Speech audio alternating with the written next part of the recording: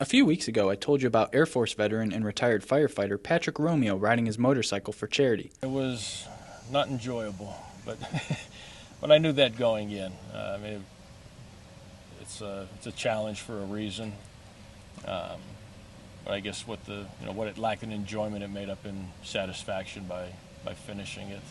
He worked with Dr. Chris Ann Gordon of Resurrecting Lives Foundation and raised $16,000. I spoke to Dr. Chris Ann Gordon the other day. She said there were still some pledges that hadn't yet come in, that they had been not collected yet, but she feels there's still money coming in.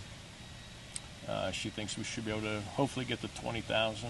Romeo beat his goal of 14 days and rode over 10,000 miles in 13 days. I averaged about 770 miles a day, probably 18 hours a day in the saddle, and about 4 to 5 hours sleep per night.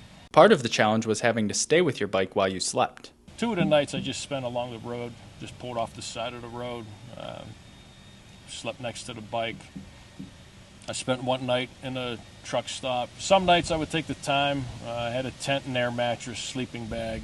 I would take the time to set it up. Other nights I would be so tired. Maybe just the sleeping bag.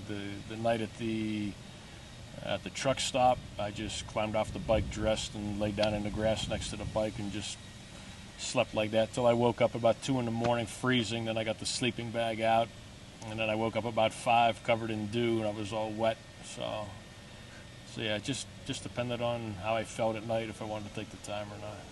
It was a challenge, but he knew that going in, and he also helped a lot of people. Read on below to learn the impact he had on the veteran community, and to donate, go to resurrectinglives.org or text HOKA-HEY to 44321. In Boardman for WKBN 27 First News, I'm Brandon Jaycees.